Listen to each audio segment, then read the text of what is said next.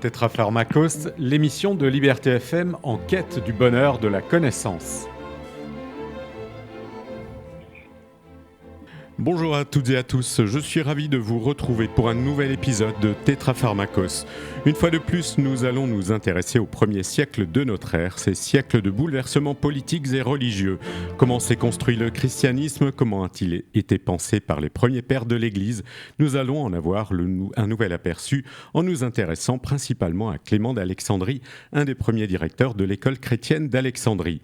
D'abord formé dans les écoles philosophiques grecques, puis converti au christianisme, il cherchera à convaincre ses contemporains de la nouvelle vérité. Dans son ouvrage Le Protreptique, il va d'abord dénigrer la religion des païens pour démontrer la force de la parole du Christ. Pour ce faire, il va s'appuyer sur la figure d'Orphée, le poète musicien, mais surtout le théologien, l'initiateur des mystères.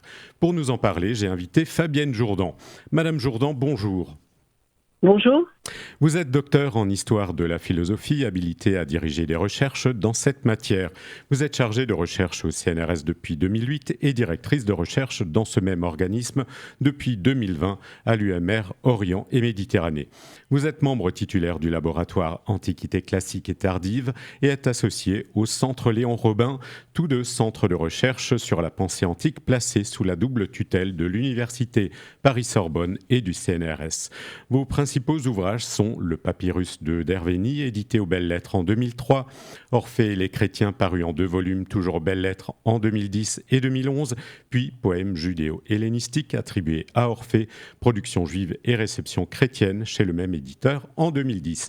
Votre dernier ouvrage est sorti en 2023 chez Université de Sverlac, Winter et a pour titre Penser et être Dieu, essai sur l'enseignement de Numénius, mis en regard des oracles chaldéiques et lus par Proclus. Alors pour bien comprendre l'utilisation de l'image d'Orphée par Clément d'Alexandrie, pouvez-vous nous expliquer dans un premier temps quelle est la place d'Orphée dans les cultes des premiers siècles de notre ère ? Oui, je vous remercie de votre présentation. Donc, pour comprendre effectivement sa place, il faut savoir que Orphée a une tradition en tant que personnage issu du mythe que l'on peut interroger selon 2 aspects, dont le premier se dédouble. Le mythe en fait d'abord un chanteur au pouvoir miraculeux. Tout le monde connaît son chant et le jeu de sa lyre, célébré pour ses effets hors du commun.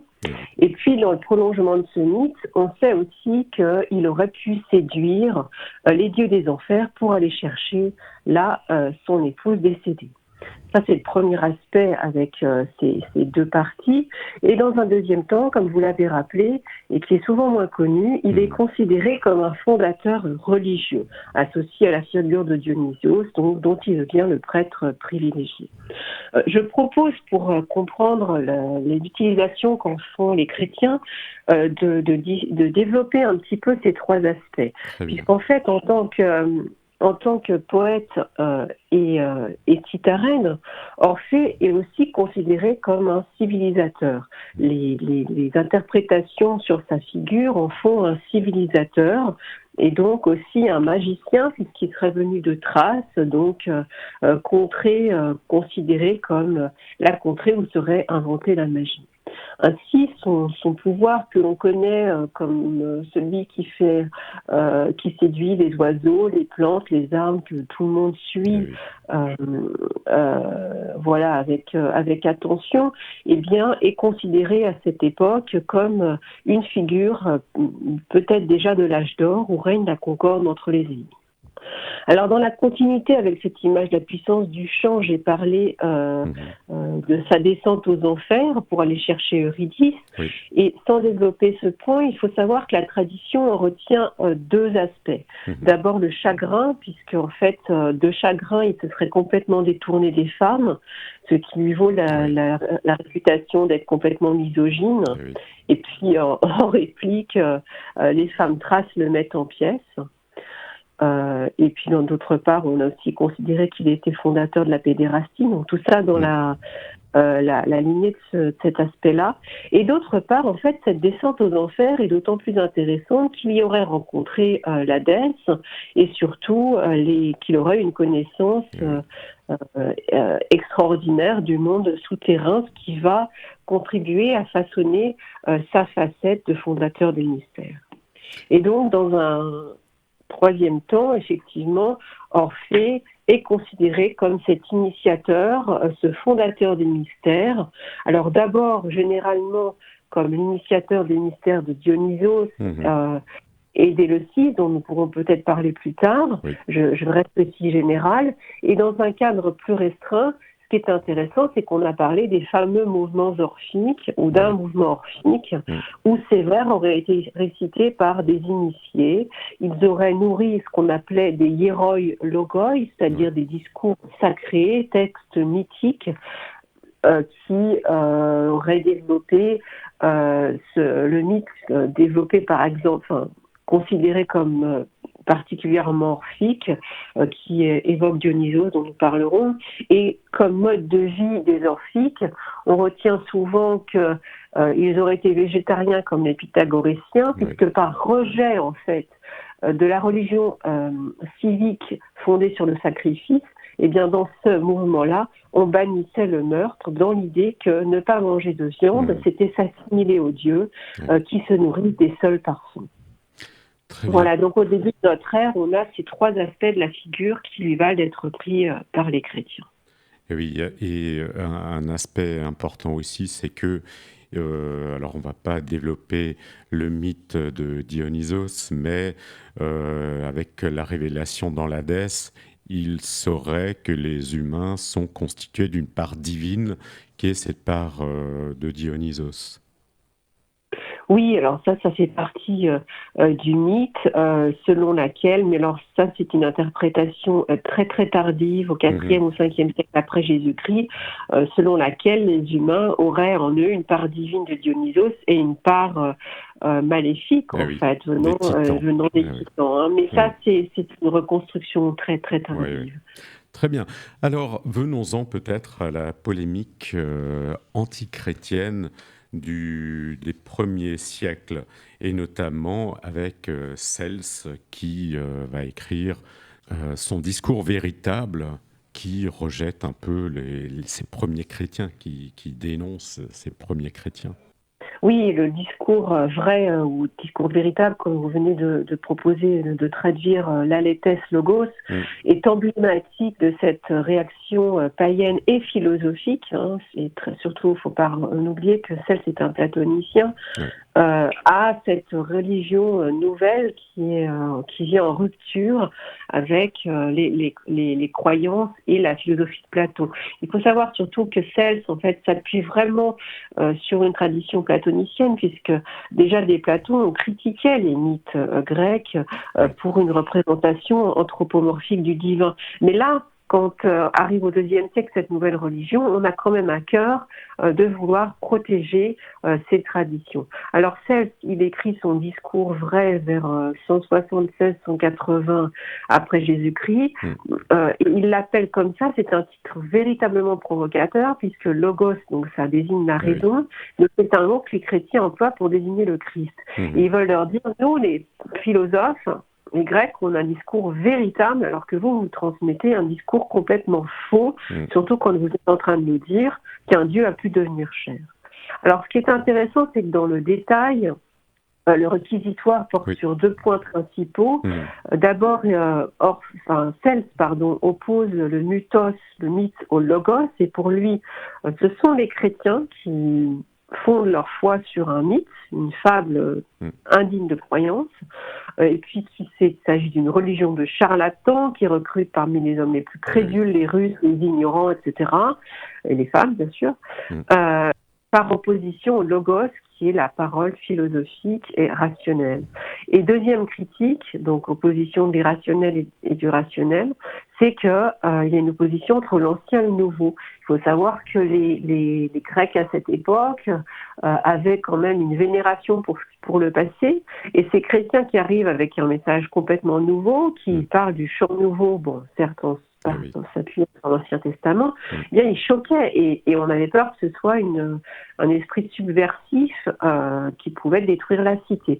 Donc, par opposition, Cels va insister sur le fait qu'eux, ils ont un langage nouveau, alors que lui et les siens s'appuient sur le palaios logos, ça veut dire le discours ancien, Mhm. qui est celui de Platon.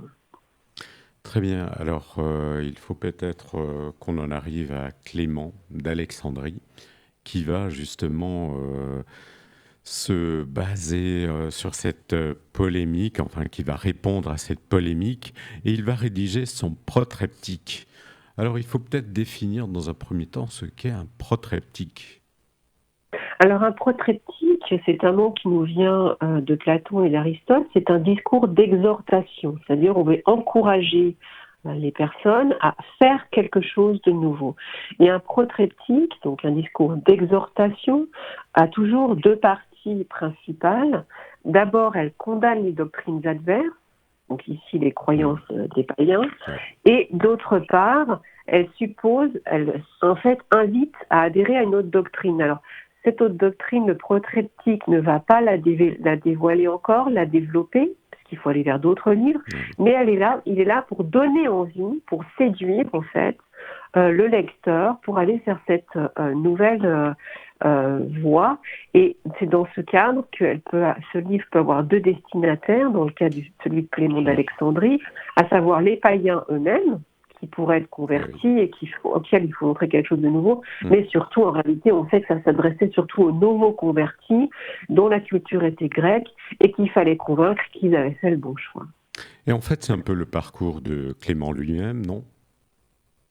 C'est un peu le parcours de Clément lui-même, qui est parti d'Athènes plein de riche de toutes les connaissances philosophiques, formé à la philosophie, et qui arrive à Alexandrie, où il découvre Pantène, donc nous sommes au IIe siècle, qu'il convertit au christianisme. Alors on ne sait pas si Clément était vraiment directeur de l'école d'Alexandrie, mais en tout cas il est vraisemblable qu'il avait autour de lui un cercle quand même d'érudits qui connaissaient la philosophie et qui avaient envie de comprendre mieux le christianisme à partir aussi de la philosophie. Oui, c'était peut-être plutôt une école privée dans lesquelles exerçait un directeur spirituel, en fait. Oui, voilà, on peut plutôt l'envisager comme ça. Très bien. Alors, cette œuvre, justement, comment Clément va envisager Orphée ? Alors, dans un premier temps, il va dénigrer la figure d'Orphée pour ensuite s'en servir. Mais alors, commençons par l'image négative d'Orphée telle que Clément l'a décrite dans la première partie du protreptique. Alors, il va développer une image négative sous trois aspects. Il va décrire Orphée comme un charlatan dont la parole est trompeuse, par opposition à la parole du Christ. Puis il va nous dire que c'est un homme qui ne serait pas un homme, au sens où c'est un sauvage, ou un efféminé, ou un homme qui corrompt les mœurs, par opposition, là encore, au Christ comme homme tellement supérieur qu'il est Dieu. Et enfin, il va le dénigrer comme un serviteur du démon au lieu du vrai Dieu, c'est-à-dire le fondateur d'une religion idolâtre qui emprisonne dans les passions, par opposition encore au christianisme censé libérer des péchés. Et oui, et là, il s'appuie également sur Platon qui dénonce, je crois que c'est dans La République, les charlatans qui se réclament d'Orphée. Oui, bien entendu. Il va s'appuyer sur ce discours et puis reprendre la critique platonicienne implicitement dans La République, mais implicitement chez Clément, contre Dieu, la représentation grecque des dieux. Alors, commençons par l'opposition mythos-logos. Orphée ne serait qu'un mythe. Oui, c'était très intéressant de voir que on a vu tout à l'heure ce qui se passe chez Cels. Alors, ce que vous pouvez ajouter, c'est que Cels, c'est Origène qui lui répond, mais Clément, en fait, le fait déjà en sous-main, pas directement. Et donc, cette opposition, elle vise aussi cette manière de souligner que les Grecs ont le logos, la raison, alors que les chrétiens reprennent le mot pour désigner le Christ comme ce qu'on appelle le verbe, qu'on traduit comme ça, ou la parole. Et donc, ce qui est intéressant, c'est que Clément ne dit pas seulement qu'il existe un mythe sur Orphée et un discours sur le Christ, mais Orphée est un mythe et le Christ est un discours, un logos, la raison elle-même incarnée. Et donc cette opposition est là entre l'irrationnel et le rationnel, entre deux façons de concevoir les choses et surtout de renvoyer aux païens eux-mêmes que le logos, la raison, elle est de leur côté, elle est côté des chrétiens et non pas des Grecs qui ne véhiculent que des mythes en fait, qui n'ont que des fables indignes de croyance. Oui. Alors, ce que vous avez déjà évoqué tout à l'heure, Orphée ne serait qu'un sophiste. Alors, il faut peut-être rappeler ce qu'est un sophiste. Alors, les sophistes, à l'époque de Platon, c'était des orateurs qui avaient cette particularité de pouvoir soutenir une chose et son contraire et de soutenir toutes les causes. Oui. C'est une manière de dénoncer la politique de l'époque aussi, et puis une pratique très courante. Alors, ce qui est intéressant, c'est que Clément, quand il parle d'Orphée comme un sophiste, ou qu'il nous dit que sous le paravent de la musique, il va transmettre un discours trompeur, c'est qu'il reprend Platon lui-même qui, dans le Protagoras, fait dire à Protagoras, un célèbre sophiste, que tous les anciens poètes, Homère, Hésiode, Orphée, étaient eux-mêmes des sophistes parce que sous le paravent de leur poésie, eh bien, ils dissimulaient l'art des sophistes. Donc, Clément reprend cet éloge ironique, bien entendu, pour le retourner, parce qu'à l'époque de Clément, bien entendu, tout le monde se moque des sophistes. Un philosophe digne de ce nom n'est pas un sophiste. Mais ce qui est intéressant, c'est de voir un petit peu plus loin, puisque vous avez évoqué Cels, c'est qu'en faisant ça, il répond aux invectives païennes, puisqu'en fait, un homme comme Lucien, au IIe siècle, première moitié du IIe siècle, avait reproché aux chrétiens d'adorer un sophiste crucifié. Oui. Ou Cels envoyait aussi aux chrétiens de ne parler que de sophisme, et Justin aussi rappelait que ces mots étaient utilisés contre les chrétiens et le Christ. Donc Clément en fait reprend une critique philosophique connue, mais utilisée contre les chrétiens pour la renvoyer aux païens eux-mêmes. Alors ensuite, il dira que le chant d'Orphée est au service de la magie. Alors oui, l'accusation est bien facile puisque naturellement Orphée est considéré comme à l'origine d'une parole efficace qui met en rapport avec le divin. C'est ainsi qu'on définit un goès, un magicien, qui devient aussi un charlatan. Donc il enchante les animaux, les plantes, les herbes. Il existe des lamelles d'or sur lesquelles est écrit un message qui doit permettre d'aller dans l'au-delà. Donc cette image des magiciens, elle existe. Et alors, Clément, il va la retourner contre lui de trois manières, en disant d'abord que sa relation au Dieu n'est que superstition, ensuite que ses prétendus pouvoirs ne sont qu'une duperie qui, au lieu de mener à la vie véritable, conduisent à la mort, sous-entendu à l'esclavage des passions, et enfin que son alliance avec les dieux est bien qu'une alliance avec les démons, sans bien sûr chercher à savoir ce que c'est qu'un démon chez les Grecs. Il le sait très bien, Clément, mais c'est un terme qui désigne les dieux grecs et non pas le diable comme on peut l'imaginer dans une lecture plus moderne. Et dans ce réquisitoire contre la magie, il faut voir que nous avons toujours ce double but, à la fois polémique et protreptique. Polémique puisque Cels, justement, a renvoyé aux chrétiens les accusations de magie à la fois contre le Christ et contre Moïse, puisqu'il existe toute une tradition de Moïse magicien, qui est une très belle tradition, qui n'est pas du tout péjorative. Et puis, but protreptique, puisqu'il veut conserver, Clément, cette idée d'une parole efficace, puissante et salutaire pour décrire le Christ lui-même. Et donc, il n'a pas envie que ces incantations restent dans le même domaine païen qu'il dénonce. Très bien. Et le dernier reproche qu'il lui fait, ou l'avant-dernier peut-être, il reproche à Orphée de ne pas être un homme. Oui, alors ça c'est cette formule très étrange que nous avons dans le protreptique. Il accuse Orphée et les siens d'être andrés tines ou qu'andrés. Je grec, dit ce sont des hommes qui ne sont pas des hommes. Et remarquable, c'est qu'il n'emploie pas le mot anthropoi, qui désigne des êtres humains en général, mais le mot andrés, qui désigne les hommes au masculin, par opposition aux femmes, au féminin. Et donc, évidemment, on ne va pas surinterpréter le terme, puisqu'à l'époque, il faut savoir que les femmes ne sont pas citoyennes, donc il n'y a pas de liberté.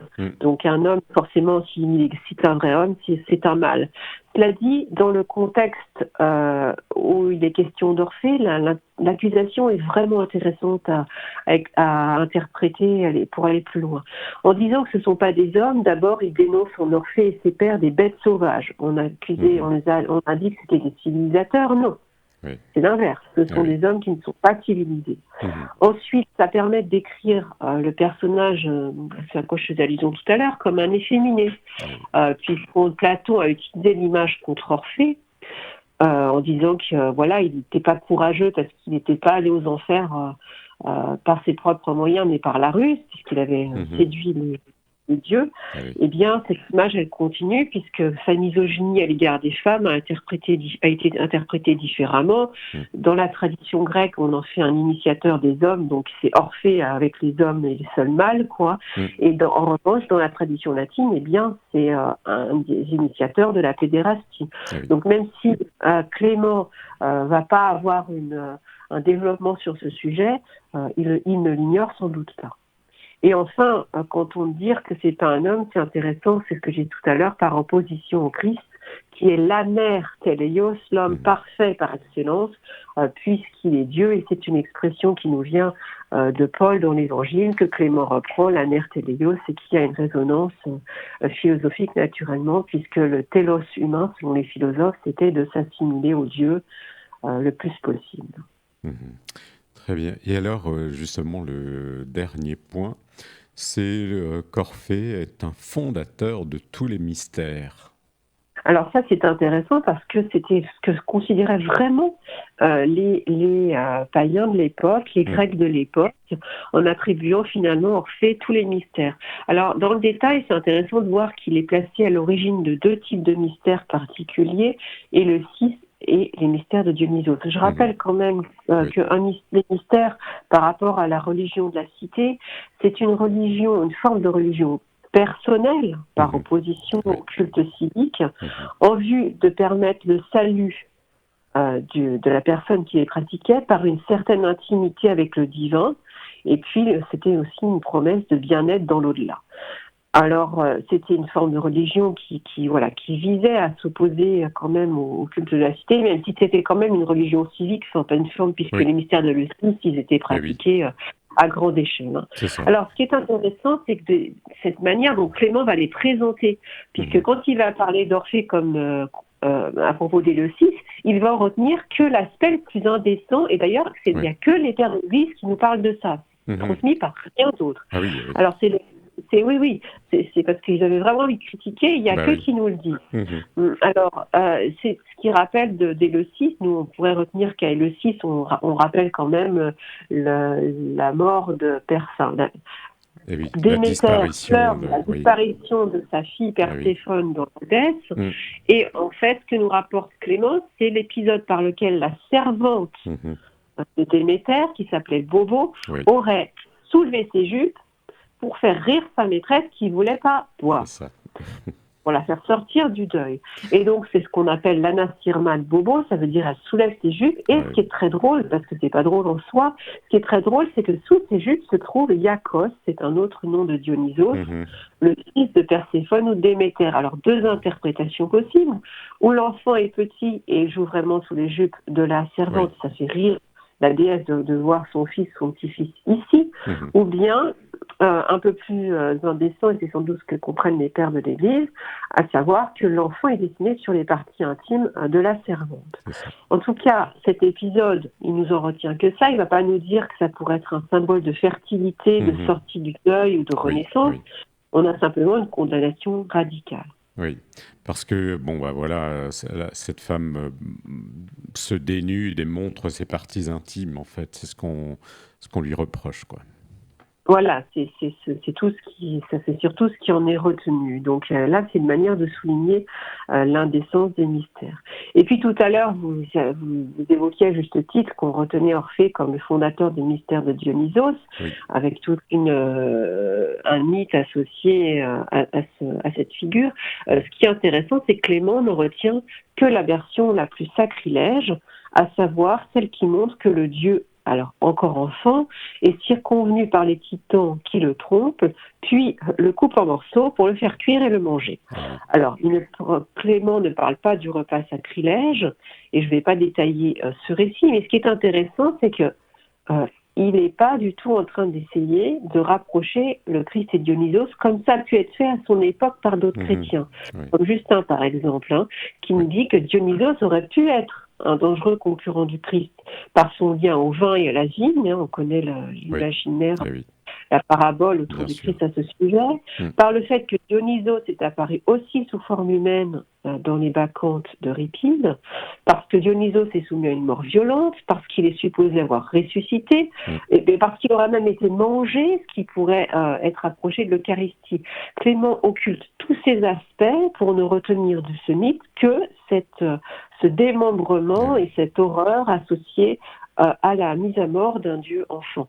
Donc quand il présente Orphée comme fondateur des mystères, eh bien il ne retient que les aspects les plus choquants, les plus indécents, les plus sacrilèges, pour faire d'Orphée d'abord, dans ce premier temps du protreptyque, que sa cible. Et alors justement, la deuxième partie du protreptyque, il va réutiliser l'image d'Orphée pour la comparer, ou pour comparer le Christ à Orphée. Donc c'est un revirement surprenant quand même. Oui, alors ça peut paraître un revirement, mais c'est préparé par trois étapes qui sont à peu près les étapes d'initiation, c'est-à-dire que la critique sert à purifier le discours. Une fois qu'on lui a retiré toutes ces scories indécentes, on va pouvoir se servir de ces mots. Il va les transposer dans son discours chrétien et puis se l'approprier complètement, faire une christianisation, une troisième étape de ce processus par lequel tout le vocabulaire des mystères va être embelli et servir à décrire le christianisme. Oui, et donc d'abord, le Logos, c'est le nouvel Orphée descendant du roi David. Ben oui, puisque le Logos, d'abord, comme on le disait tout à l'heure, représente une parole efficace. Et ce qui est important de se souvenir, c'est que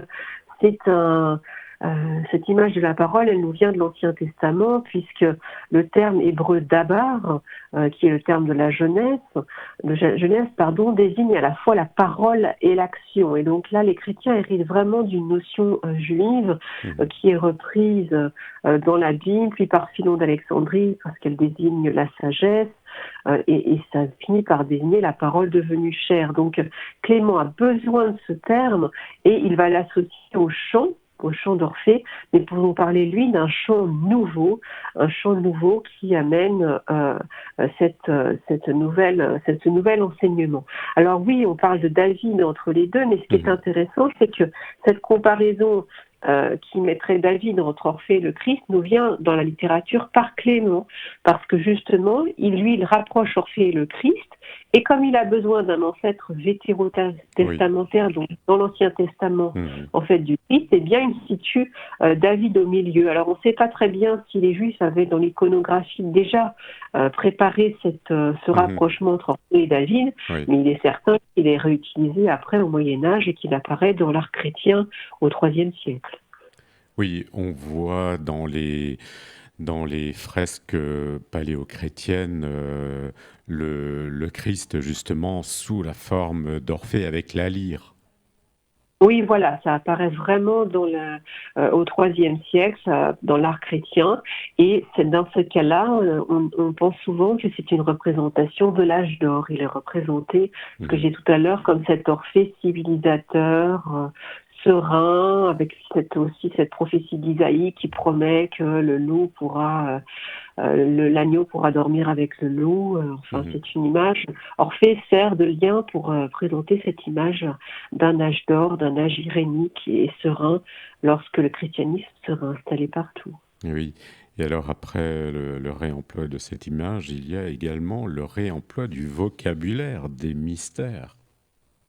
Oui, alors ça, c'est aussi préparé par les philosophes, puisqu'ils empruntaient déjà les mystères d'Éleusis pour décrire une initiation en 3 étapes dont je parlais tout à l'heure, à Mhm. savoir une purification d'abord, Ouais. donc il passe par cette critique, puis on transmet l'enseignement, c'est les étapes d'Éleusis, Mhm. purification, on transmet l'enseignement pour parvenir finalement à une vision du Dieu face à face qu'on appelle l'époptie. Mhm. Alors même ce vocabulaire est repris par Platon, même le vocabulaire des mystères de Dionysos est repris par Platon, et c'est repris par Philon d'Alexandrie avant Clément. Et ce qui est intéressant, c'est que le mot mystérion est aussi employé pour traduire l'hébreu de la Bible, mais c'est un mot qui a un sens différent dans ce contexte biblique, puisque c'est plus des mystères qui sont là pour être tus, qu'on doit occulter ou cacher, mais qui sont destinés à être révélés. Mhm. Donc Clément va employer le mot grec pour dire tout autre chose, puisqu'à travers le Christ, qui va être lui-même le mystère, eh bien, il faut découvrir le mystère lui-même et le plan divin qui se réalise à travers lui. Alors, pour peindre son Christ en Nouvelle Orphée, eh bien, Clément va réemployer ce vocabulaire des mystères. Il va dire que la parole christique est libératrice et salutaire, en présentant le christianisme selon ces 3 étapes de l'initiation. Il va aussi faire du Christ un nouveau mystagogue ou hiérophante, c'est-à-dire un prêtre qui apporte le message rédempteur des mystères. Et puis il présente le christianisme lui-même comme un vrai mystère. Donc le Christ peut y mener parce qu'il est lui-même ce mystère de la Mhm. volonté divine incarnée. Voilà, et ce mystère, c'est bien sûr l'incarnation, la crucifixion et la promesse du salut Oui. humain. Et ce qu'il faut ajouter quand même, c'est qu'il a eu un précédent juif, judéo-hellénistique, Mhm. c'est-à-dire que à l'époque, au IIe siècle avant Jésus-Christ, à Alexandrie, les Mhm. Juifs hellénisés Oui. avaient prêté à Orphée un poème écrit Et donc oui. en grec Mhm. où il se serait converti au monothéisme. Il aurait déjà chanté le Dieu unique de l'Ancien Testament. Donc ce Hieros Logos attribué à Orphée, donc qui est évidemment un texte attribué a posteriori, Mhm. voilà, permet aux chrétiens de s'appuyer sur ce nouveau mythe, disons, pour dire que Orphée quand même, il connaissait déjà l'Ancien Testament, donc le Christ vient l'achever en étant lui-même la parole nouvelle. Mais il s'appuie sur ce mythe Mhm. précédent. Et dans tous les cas, donc, c'est toujours ce même procédé rhétorique qui est comme un processus initiatique, c'est-à-dire il y a 3 étapes que je répète. Il purifie le vocabulaire des mystères en le passant au crible de sa critique. Ensuite, il le transpose par un jeu de comparaison qui sert d'initiation. Oui. Et enfin, il christianise totalement ce vocabulaire pour le faire passer dans un autre domaine de signification, lequel justifie son emploi et lui donne rétrospectivement son sens chrétien.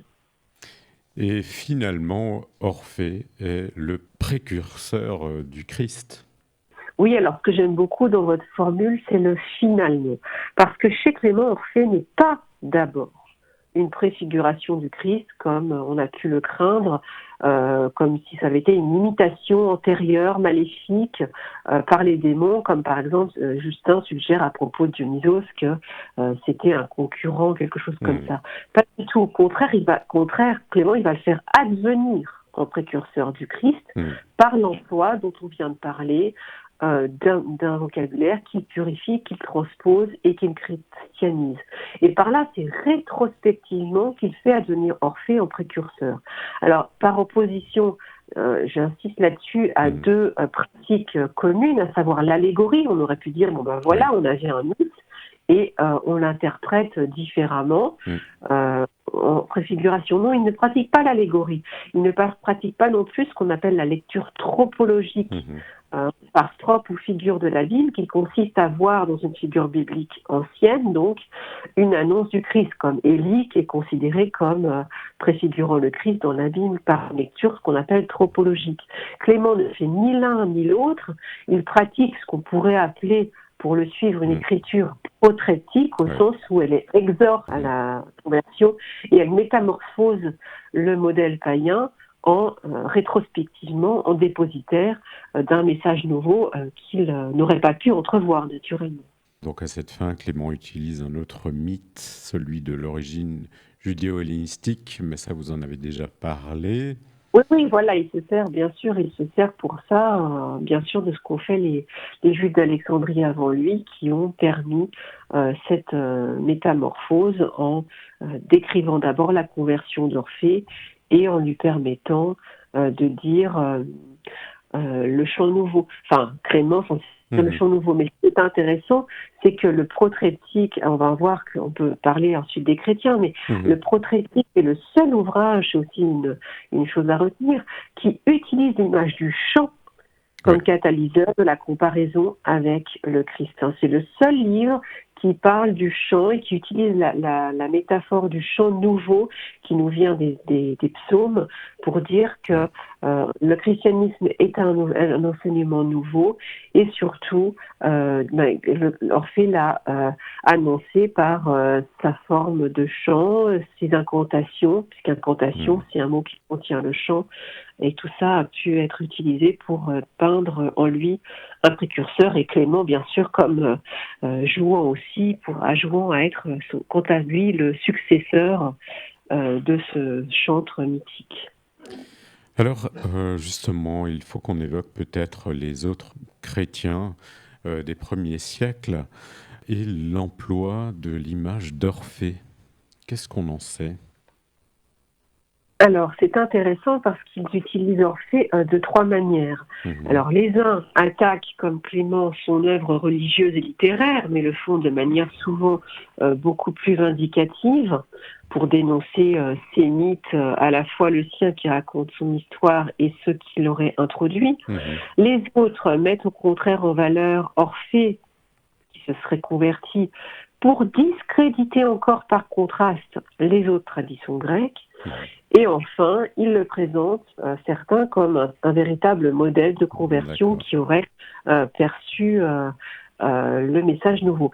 Ces trois attitudes ne sont pas exclusives, puisqu'on peut les retrouver chez un même auteur, et qu'elles concernent toutes, par contre, bien sûr, la figure d'Orphée théologien. Je le répète que Clément est une exception quand il se sert de la figure du chanteur.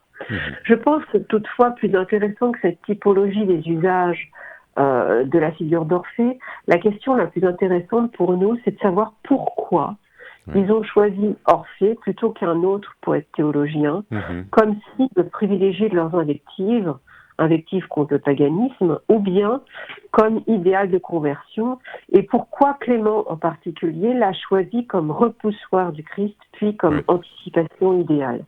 Alors, ce qui est intéressant de voir, c'est que souvent, cette question, elle n'a pas été posée en ces termes, mais ce qu'ont pensé les chercheurs du 19e, surtout, c'était qu'il existait un Orphée concurrent ou un orphisme concurrent du christianisme dont on aurait eu peur. Alors on a pensé cela, mais en réalité Orphée et l'orphisme, on l'a dit tout à l'heure, ne sont pas vus comme de véritables concurrents du chrisme et du christianisme. L'orphisme, contrairement à ce qu'on a longtemps pensé, n'est pas considéré comme un mouvement unifié, centré sur une écriture simple, qui aurait été le discours d'Orphée, avec un mythe central sur Dionysos qui véhiculerait la notion de péché originel, de Dieu souffrant et de Dieu ressuscité.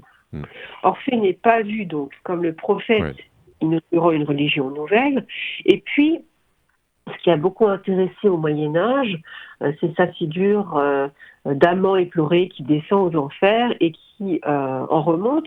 Ça aurait pu préfigurer le Christ, mais cette image-là n'est pas utilisée au 2e, 3e siècle.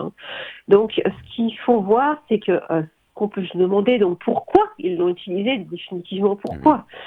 Eh bien, on peut trouver 4 raisons, dont les 3 premières existent aussi à l'époque judéo-hellénistique, à savoir qu'Orphée était considéré vraiment comme le plus ancien des poètes théologiens, plus ancien qu'Homère, plus ancien qu'Hésiode. Donc pour eux, c'est très important qu'on ait affaire aux origines de la religion grecque. Bon, bien sûr, il est postérieur à Moïse, c'est important si on veut dire qu'il a hérité de Moïse. Ensuite, deuxième aspect très intéressant pour nous, c'est que il était considéré comme un barbare. Alors, j'ai dit tout à l'heure qu'il était un Thrace. La Thrace, c'est en dehors de la Grèce. Et un barbare, pour les Grecs, c'est quelqu'un qui parle pas grec, tout simplement. Donc, c'est pour les étrangers à la Grèce, c'était des barbares. Mais ce qui est intéressant, c'est qu'ils n'ont pas eu que des effets, enfin, ils n'étaient pas vus seulement comme des ennemis, mais parce qu'à l'époque de Platon, déjà, on considérait que les barbares avaient une sagesse ancestrale qui était vénérable et digne d'intérêt. Et donc, les chrétiens, enfin, comme les Hébreux, justement, étaient considérés comme des barbares, eux aussi, et que les chrétiens se mettaient dans la continuité, s'estimaient dans la continuité des Hébreux, eh bien, eux aussi, ils pouvaient se considérer comme barbares. Donc, c'est intéressant qu'Orphée soit considéré lui aussi comme cela, parce qu'il pouvait être aussi considéré comme ayant un statut semblable. Troisième point qui fait qu'on s'intéressait particulièrement à Orphée, c'est qu'il avait ce discours judéo-hellénistique mis sous son nom, où il parlait d'un Dieu unique, qu'il le révélait même à son disciple. Et donc ce discours préparait naturellement tout l'intérêt qu'on pouvait lui porter pour dire, voilà, votre fondateur religieux, lui aussi, il a cru à notre Dieu, donc suivez-le, tout simplement. C'est intéressant. Et enfin, ce que je disais tout à l'heure, c'est que chez Clément, il y a cette association unique avec la notion de chant qui permet de reprendre tous le pouvoir du chant pour parler du logos comme un chant efficace, une parole révélatrice. Et voilà, je pense, donc comment Orphée, ce personnage, en est venu à produire une telle fascination, même dans la littérature chrétienne, qu'il a pu servir à dépeindre le Christ, à l'écrit d'abord, et dans l'iconographie ensuite. Eh bien, merci beaucoup, Madame Jourdan, d'avoir répondu à mes questions par ces propos limpides et passionnants. À tous nos auditeurs qui souhaitent approfondir le sujet, je ne peux que les renvoyer vers vos différents ouvrages, dont notamment Orphée et les chrétiens, qui est paru en 2 volumes aux belles lettres. Merci, chers auditeurs, de votre fidélité. Rendez-vous très bientôt avec un nouvel épisode de Tétrapharmakos. Vous pouvez réécouter cette émission en podcast ou la télécharger soit directement sur le site de la radio, soit via la plateforme Radio Player. Merci beaucoup, Madame Jourdan. Au revoir. Au revoir.